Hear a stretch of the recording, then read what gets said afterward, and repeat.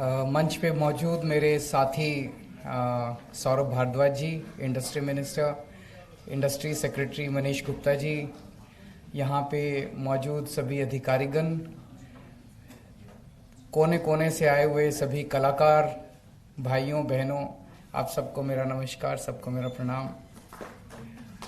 सबसे पहले उन सभी कलाकारों को मैं बहुत बहुत तहे दिल से बधाई देना चाहता हूँ जिन्होंने आज स्टेट अवार्ड्स प्राप्त किए। अभी बाहर सबके हम वो भी देख रहे थे, प्रोडक्ट्स देख रहे थे, सबकी कला देख रहे थे। एक काउंटर पे मैं गया और इतनी खूबसूरत चीज़ें बनाई हुई हैं सभी कलाकारों ने। किसी ने मधुबनी की पेंटिंग बनाई हुई है, किसी ने कैमल बोन से हार बनाया हुआ था। और एक जब लास्ट वाला प्रोडक्ट देखा तो उनसे मैंने पूछा, मैंने कहा ये कितने पैसे में बना? तो बोले सर पता नहीं। सो फिर मैं बैठे हुए हैं, फिर मैंने कहा कितने में बेचोगे? कहता सर पता नहीं। सो कहता सर मैं डोनेट करूँगा, मैं बेचूंगा नहीं। सो मुझे लगा कि कलाकार कितना भोला होता है, दिल का कितना साफ होता है, कितना अच्छा इंसान होता है। उसे कलाकार बनता ही तब है जब कला तो आत्मा से निकलती है, कला कोई वैसे नहीं होती, कला तो आत्मा से निकलती है। और अभी जब सबके इंट्रोडक्शन दिए जा रहे थे तब मैं सुन रहा था, किसी ने अपने पिताजी से सीखा, किसी ने अपने गुरु से सीखा। तो वो गुरु शिष्य परंपरा जो हमारे देश के अंदर काफ़ी प्रचलित है, किसी ने तो बहुत अच्छा काम कर रहे हैं आप लोग। इस पे दो तीन चीज़ें मैं कहना चाहूँगा। एक तो ये कि आज समाज के अंदर, अपने देश के अंदर बेरोज़गारी बहुत ज़्यादा है, बहुत ज़्यादा बढ़ गई है बेरोज़गारी। और मुख्यमंत्री होने के नाते सबसे ज़्यादा 24 घंटे में मैं यही सोचता रहता हूँ कि लोगों को ज़्यादा से ज़्यादा रोज़गार के अवसर कैसे मुहैया कराए जा सकें, चाहे वो नौकरी हो, चाहे वो स्वरोजगार हो। उसमें मैं सोचता हूँ कि हस्तशिल्प कला जो है ये बहुत बड़ा रोल अदा कर सकती है अगर सरकार की तरफ से इसे बड़े स्केल पे प्रोत्साहन दिया जाए। तो यहाँ आने से पहले मैं सेक्रेटरी साहब से चर्चा कर रहा था कि हम क्या क्या करते हैं। तो एक तो हम हस्तशिल्प कलाकारों को दिल्ली हाट वगैरह जैसी जगहों के ऊपर जगह देते हैं, इस तरह से अवार्ड्स देके हम प्रोत्साहन देते हैं। मैं समझता हूँ कि इसको हम अब बड़े स्तर के ऊपर आप लोगों से चर्चा करके कि आपको क्या क्या चीज़ की ज़रूरत है।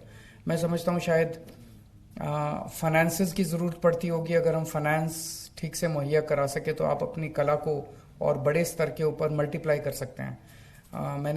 जब मैं बाहर सबके काउंटर पे जा रहा था, मैंने पूछा भाई इसको बनाने में कितना टाइम लगा? तो किसी ने कहा 2 महीने लगे, किसी ने कहा 1 महीना लगा।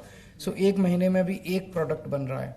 अगर उस कलाकार को हम स्ट्रेंथन करें, उसकी कैपेसिटी बढ़ाएं, तो वो पैरेलली अपने साथ कई लोगों को रोजगार देके वही एक कलाकार कई सारे प्रोडक्ट्स पैरेलली बना सकता है, जो आज वो एक प्रोडक्ट बना रहा है, और कई कलाकारों को सिखा सकता है अपनी कला। कई कलाकार वही गुरु बन सकता है, वो दूसरे लोगों को सिखा सकता है। सो बहुत सारे लोगों को रोजगार भी मिलेगा और बहुत बड़े स्तर के ऊपर प्रोडक्ट्स भी तैयार किए जा सकते हैं। ये एक ऐसी चीज़ है जिसमें मैं समझता हूँ कि शायद इन्वेस्टमेंट उतनी ज़्यादा नहीं है जितनी कला ज़रूरी है, जितनी स्किल्स की ज़रूरत है। तो स्किल ट्रेनिंग इसके अंदर बहुत ज़रूरी है। तो एक तरफ हम अगर फाइनेंसेस मुहैया करा सकें और दूसरी तरफ अगर बड़े स्केल के ऊपर स्किल ट्रेनिंग अगर कर सकें तो ज़्यादा बहुत बड़े स्तर पे इसमें हम रोज़गार मुहैया करा सकते हैं। मैं समझता हूँ, मैं इंडस्ट्री मिनिस्टर सौरभ जी को स्टार्टअप पॉलिसी में लेते हैं सर। हाँ, स्टार्टअप पॉलिसी में भी ले सकते हैं। एक मीटिंग कर सकते हैं। अभी जैसे मनीष जी ने बताया, दिल्ली में 20,000 हस्तशिल्प कलाकार हैं। ये 20,000 तो वो हैं जो हमारी नज़र में हैं। मैं समझता हूँ बहुत सारे ऐसे युवा मिलेंगे जो कुछ ना कुछ क्रिएटिव काम कर रहे हैं अपने अपने स्तर पे। कोई पेंटिंग बना रहा है, कोई कुछ कर रहा है, कोई कुछ कर रहा है। अगर हम इन सब लोगों को ऐड दे के अगर जोड़ने की कोशिश करें तो बहुत बड़ी 20,000 क्या शायद 2 लाख लोग दिल्ली के अंदर निकल आए जो कुछ ना कुछ क्रिएटिविटी कर रहे हैं, क्रिएटिव चीज़ कुछ ना कुछ कर रहे हैं। इन सब लोगों की क्रिएटिविटी को ही उनका रोजगार अगर बना दिया जाए तो उनको रोजगार भी मिलेगा और उनकी क्रिएटिविटी को बढ़ावा भी मिलेगा। इसके ऊपर अब बैठ के प्लान बनाएंगे। आज आप लोगों के साथ रूबरू होने का मौका मिला, आपके कला को देखने का, परखने का मौका मिला। अपने आप को मैं सौभाग्यशाली समझता हूँ और भगवान करे आप लोग खूब फले फूले आगे बढ़ें और देश का नाम रोशन करें। ये बहुत ही कॉम्पिटिटिव एरिया है, हस्तशिल्प कला जो है बहुत, मैं देखता हूँ बहुत कॉम्पिटिटिव एरिया, कंपटीशन भी बहुत ज़्यादा बढ़ गया है।